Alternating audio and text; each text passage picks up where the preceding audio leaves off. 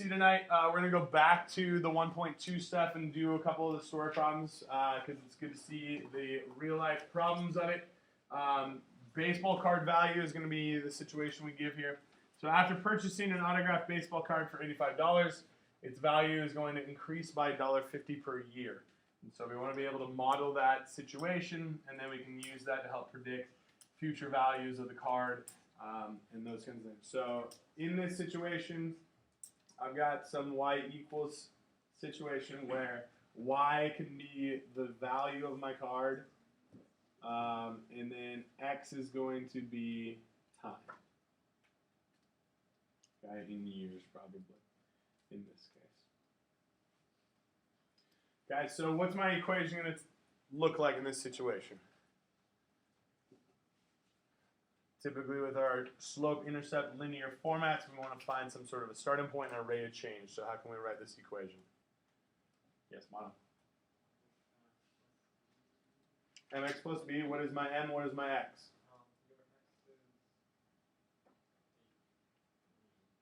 What's my slope, what's my m? 85, good. So my starting value of my card at time 0, so to speak, no matter what happens time-wise, I bought it for $85, it should be worth $85 still. Okay? What's my rate of change? What's my m? 150. Good, so I can say that the value of this card, or y, equals $1.50 times the number of years I've had it, plus the $85 that it started at value-wise. Okay, now we can use this equation to go figure out the value in the future. So part A is asking what's the card's value 7 years after purchase. So I want to find the value, which we determined as y, of our card after 7 years. So x is now 7, that's the time we have, plus our 85. So this is 10.5 plus our 85. And so our y value here is going to be $95.50. Cool. Yeah. So then the second piece of this is going to ask us how long will it take to be worth $100? So where should we put the $100? Corey? Good. So since my value is 100, and we've determined y is the value, $100 will equal our 1.5x plus 85. Okay. So now we can isolate our variable, solve for x in this case. So 15 will equal 1.5x. And when we divide both sides by 1.5, we'll see it takes 10 years for our card to be worth $100. Okay? Yes? Why don't you just divide by 1.5 first? Because then you have to divide 85 by 1.5, and a lot of times we'll forget to do that. And okay. Yeah. I mean, you could do that. It's just, I would encourage you not doing that because quite often we'll forget something. All right, so then moving into the stuff that's a little bit newer today, but hopefully you've seen this still in the past. We're going to take a look at mapping things. And so sometimes when you're not using numerical values and you still want to create some relationship between objects, you can do it in a mapping format. So we still have our inputs or the domain or your x values, so to speak, going to our outputs, and they show arrows with directions of that. And then I want to determine, is this relationship a function? And so we got to think about what's a function, first of all. Remember what our definition for that was?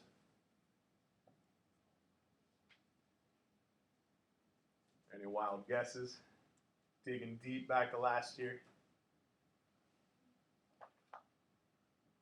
What's a characteristic of a function we remember? TJ? Every x is a different y.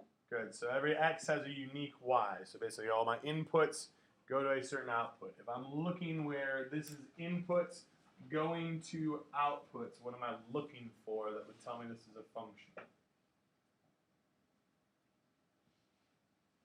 Yeah, Chris.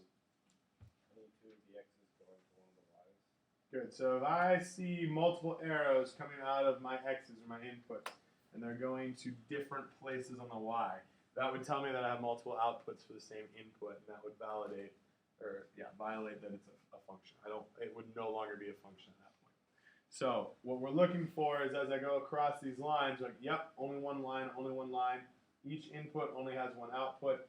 Even though some inputs don't have an output, we're still okay. Okay, so yes, both these would be functions. Okay.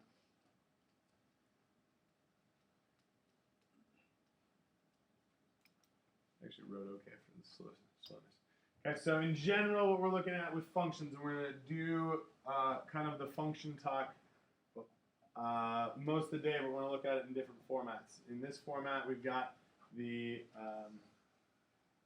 mapping situation, and then we'll take a look at it in numerical format here. So now I'm going to give you a pointwise defined relation. And so there's a bunch of points here. In these relations, same type of thing, right? We define a function as every input has its own unique output. It doesn't go to multiple different places. And so when I look at this, the easiest way I think to do it is to take a look at all your x values, because here's our inputs. And so if I look at all my x values, I'm looking for something that repeats. And so as we look across the board here, the one we notice that repeats is -5 repeats in two of these functions, or two of these points. And so when I look at those, there's going to be two things that could happen. It could be the exact same point repeated, in which case we're still fine. It's the exact same point. But as soon as one input goes to two different outputs, -5 goes to 3, -5 goes to 7, this is no longer a function then. So we see that, this is not a function because we have two different destinations for that same input. Okay? Is that kind of bringing back some memories? Doing okay there? Okay, and so the third way we could look at this, we've got mapping, we've got pointwise defined relations. So the other way you would expect to see it is graphically. What's the easiest way to determine if a function exists when you have the graph? Maddie? You were spot on. Go with it. Good. We grab that vertical line, right? And we drag it across. And we say, yay, it only touches in one spot. Okay? And so if we go across and we use our vertical line test, we can see things graphically. If it only intersects that vertical line in one spot along the line the whole way through, then we have a function. And so if we think about why that vertical line test works, we're saying every single x has one y value for it. It doesn't go to multiple places. So assuming each x only has one y, then as a vertical line goes through, it should only touch in one location. If it's not a function, it starts to get those crazy bend backs, or it's a circle or something, it'll intersect at more than one location, and then we're no longer a function. So again, yes, in both cases here, we are functions. Okay?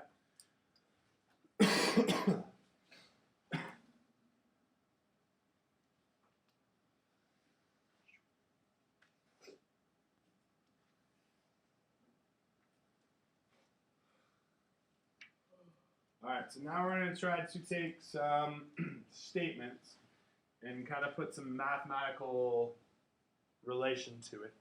In this case, we're going to do some inequalities. So we've done a lot of work where, like, we're going to have things equal an item, but that's not always the case. We could have situations where, like, you're going shopping or something, and you got to buy food for the party, and you're like, oh, well, the amount of food I'm trying to buy has to be less than or equal to whatever your budget is, or how much money you got in your pocket.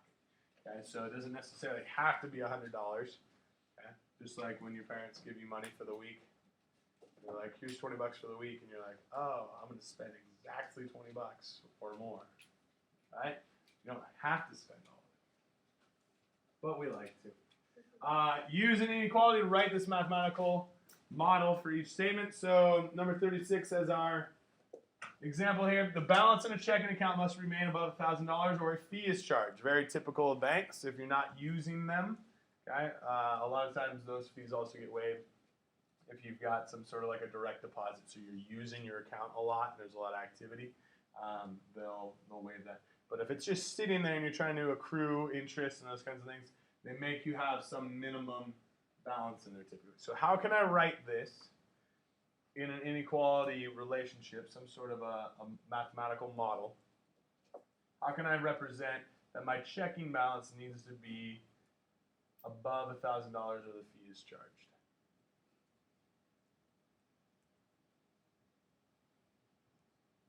You guys went so much high energy this morning too. Math is happening. I'm not talking. Please don't look at me. We get to spin the wheel. Get some volunteers going in here. 28, 6, 12, 18, 24, 5, 6, 7, 8. Maddie, you've already spoke. Lee, you've already spoke too, haven't you? Alyssa, you're up. Okay. So x is greater than or equal to 1,000. Good. Okay, what does X represent?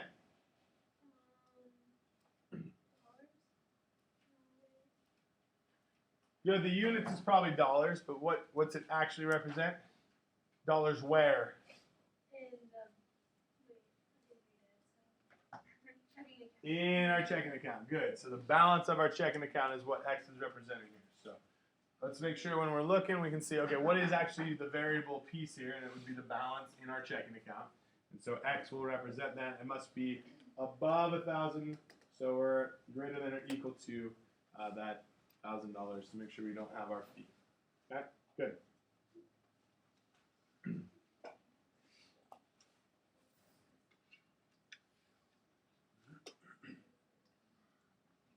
All right, now we get to work with some domain and range stuff. We're fairly familiar with this, yes? Domain and range? Yep. Our domain again is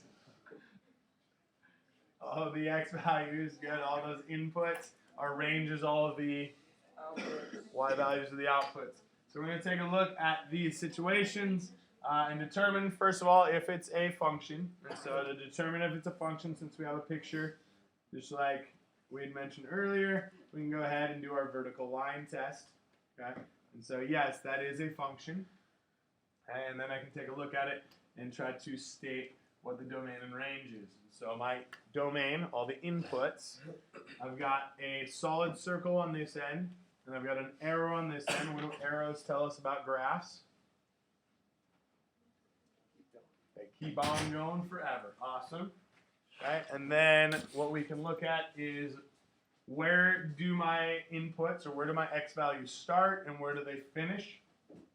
So my x is a set of, what's my smallest x? -4. Good. Okay, and there's a solid circle there, so we can use that closed bracket. And then the largest x we're going to have is infinity. Good. It's going to continue on forever.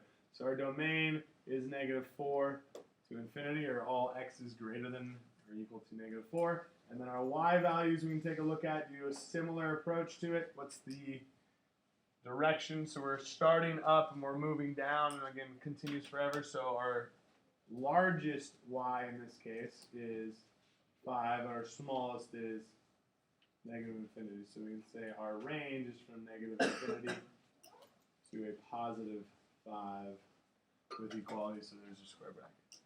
Okay? Comfortable with our domain and range? Okay, so you're just looking for what's your inputs, what's your outputs, and then the next piece we're going to take a look at is just the domain piece. And so when we get into situations with limited domains, realistically what we're trying to find is what can't I put into a relationship. And so in something like this, okay, we're going to have division, these rational functions. What can't I put into the denominator of a fraction? What makes it freak out? Chris? Good. We don't like radicals as far as putting things in simplest form, but I can still calculate that and get some sort of an output. What's going to happen, though, on the denominator that would make it freak out to the point I don't even have an output? Britta? Good. If this thing down here is 0, we divide by 0 and the world blows up, right? Everything freaks out. your calculator is like, oh my gosh, I can't do that. And it starts to steam and smoke. You gotta turn it off real quick. No, not really. Okay. But it does, you can't divide by 0, right? That's that undefined moment we've talked about. And as we continue into our calculus logic, we'll start thinking about what happens as we approach 0. And we can see end behaviors and stuff. And we'll be able to get really, really close to 0. But never ever actually reach there because that's that undefined moment where things send off into infinities. So what we want to end up doing here is anytime you've got a rational expression, we want to figure out when that's going to equal 0, because if it equals 0, the whole thing shuts down. So to find our domain, we want to know when 3 plus x equals 0, so we know x can't equal that, otherwise things freak out. So in this case, we don't want x to be equal to -3. Otherwise, things will freak out. Okay? So for the most part, this could be an acceptable answer for your domain. You'd say all real numbers where x is not equal to 3 or -3. But because it wants us in interval notation, remember how to do that. If we want to exclude just one number, you need to grab all the numbers before it, so all the negative numbers. You want to exclude that number, so you union it with the next set, and then grab all of the numbers above it. And so we'll end up with every single number from infinity, negative infinity to positive infinity, excluding -3, because that's where we put our little rounded brackets around. Okay? That would be similar if we looked at it graphically as putting an open circle around it, -3, and then drawing arrows both directions. That's essentially what we've done in interval notation. Okay, so it's all real numbers except for that one number. Okay, the other thing you'll see is like radical stuff. So let's say I had like x plus 2 in the radical, and I want to find out the domain. What freaks us out in radicals? What numbers go in that give us really weird numbers or non-real numbers? Yeah, Ben? Negatives. Good. So if this thing underneath becomes negative, now this situation freaks out and we don't have real solutions. So similar to what we did where we took the denominator and set it equal to 0 so we can figure out what we don't want to be. Here, because I want this to be positive, I can take whatever's underneath the radical. You can ignore everything else outside of it. But whatever's underneath the radical, you want to make that positive, so this is equal to 2, or sorry, greater than or equal to 0. And so in this case, when I subtract 2 from both sides, x needs to be greater than or equal to a -2. That is going to be my domain. And so if I put this in interval notation, my x's would be an element of 2, -2, up to infinity. Okay, so that will keep everything I put in there a positive number, and everything will come out as real. That make sense? So those might be two slightly new or haven't spent a lot of time looking at them tech concepts from today. But I think we'll be good. And then the last thing we're going to see today is a story problem real life application piece of linear functions again. So here we're going to do a gas mileage question. And we're going to look at domain and range in a practical format or in specific situations. So for this, John's old 87 LeBaron has a 15-gallon gas tank and gets 23 miles per gallon. The number of miles he drives is a function of how much gas is in the tank. Write this relation in the equation form and determine the domain and range of the function in this context. So we need to figure out what the equation is, or the relationship, so we can at least build some sort of a model for it. And then we're going to go back and figure out what's the actual contextual domain and range. Because a lot of times we'll build equations to model things, and when we build equations, they go on forever in both directions. But that's not necessarily real life, so we want to figure out what's actually our limits. So take a quick moment, talk to your neighbors. What is an equation that will model this situation? Ready, go.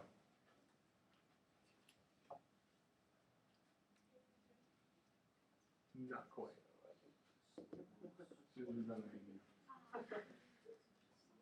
Talk to your neighbors real quick. Figure out what the equation is.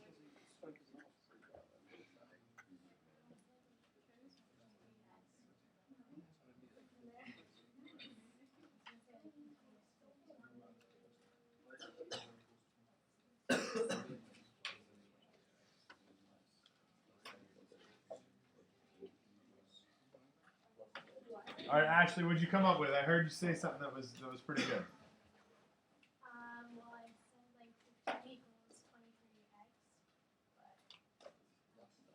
but Okay, where'd you come up with the 23x, and what does your x represent? well, the x represents the number of miles, or the number of gallons, I guess, that I'm putting into my tank. Okay, so gallons of gas. And why'd you choose 23? Well, that's how many miles it gets per gallon. Good, so that's kind of our rate in this case. Excellent. So 23 miles per gallon, and so my number of gallons is our x. What's our y value in this case then? It's our miles we can drive, okay? And y is a variable, correct? So should I put y in or should I put 15 in? To represent the equation for the situation. We should use y. Why am I not using 15? Is 15 a variable? No. 15 is a solid number, right? That's a constant. What do I need to use 15 for? The B. The b? Yeah, the B value. Okay. So you're suggesting that we could say this is our equation. Possibly. So we're saying if I have 0 gallons of gas, then I will travel 15 miles. Does that work? No.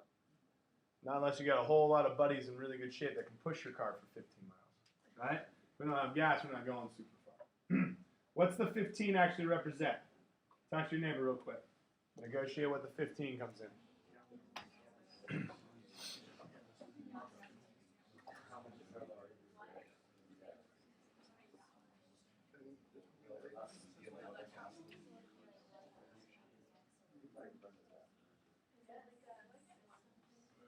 Okay, where's 15 come into play? Casey, what'd you guys come up with? Well, you just said that 15 gallons is the amount of gas that the car can hold. Good, so you're saying that if this is my x, this is our number of gallons, right? I can hold 15 gallons. That would be the absolute maximum I could put in my car. Good. How does that help me? It tells you the maximum you can go. Good, it'll tell me the maximum I can go. So if we run over this way, what's this number going to be for my maximum amount of miles I can go? Whoa.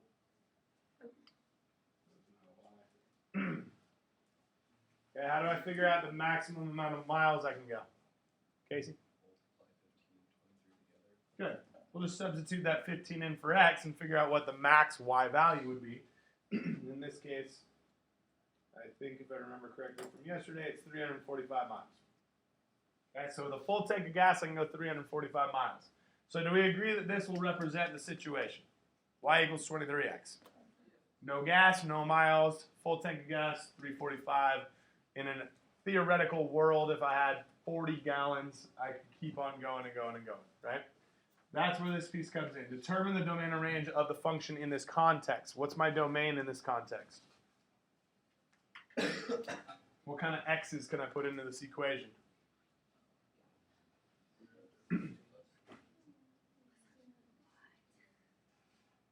Was that you, Lucas? What did you come up with? 0 to 15. I could either have an empty tank, or I could have a full tank, or anything in between, right? But I'm not going to have negative gas in my tank. That doesn't really make sense. And my tank won't allow me to have more than 15, so there's kind of my limited domain. So what does my range become? Tristan? Oh, wow.